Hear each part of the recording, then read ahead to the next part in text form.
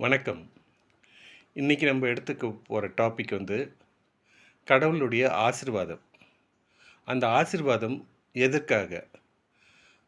நம்ம ஒரு விஷயத்தை நல்லா மனசில் ஞாபகம் வச்சுக்கணும்.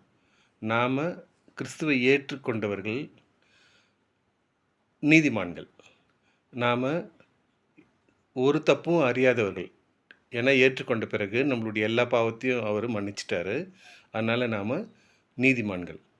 இந்த நேரத்தில் நாம் அவர்கிட்டேருந்து பெற ஆசீர்வாதம் எதுக்குன்னா, நாம் உலக பிரகாரமான விஷயங்களுக்காக அவர்கிட்ட எந்த ஆசீர்வாதமும் எதிர்பார்க்க வேண்டியதில்லை.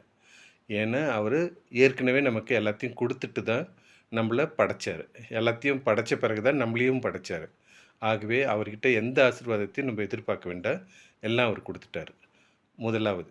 இரண்டாவது காரியம், நமக்கு உருவ வழிபாடு கூடாது. எதுக்காக உருவ வழிபாடு கூடாதுன்னா, ஆண்டவராகிய இயேசு கிறிஸ்து மனுஷனாக இந்த பூமியில் அவதரித்து கூட தனக்குன்னு எந்த உருவமும் வேண்டான்னு சொல்லியிருக்காரு. ஏன்னா அவர் பிதாவினுடைய சொரூபம். அதனால் உருவ வழிபாடு கூடாது. மூன்றாவது, நாம் இந்த உலகத்தில் எந்த சமாதானத்தை நம்ம எடுத்துக்கணும்? உலக பிரகாரமான சமாதானத்தையா, இல்லை அவர் கொடுத்த சமாதானத்தையா? ஏன்னா உலக பிரகாரமான சமாதானத்தை எடுத்துக்கணுன்னா, நம்ம உலக பிரகாரமாக இருக்கிற ஞானத்தை நம்ம பெற்றிருக்கணும். அந்த ஞானம் சரியில்லை. ஏன்னா இப்போ நீங்களே கண்ணு முன்னாடி பார்த்துட்ருக்கீங்க. நம்ம உலகத்தில் நம்ம கற்றுக்கிட்ட எல்லா ஞானமும் போர், பகை, ஒருத்தர் அடிச்சுக்கிறது, இதில் தான் போய் முடியுது. ஆனால் அவருடைய சமாதானம் எல்லாரையும் காப்பாற்றுறதுல இருக்குது.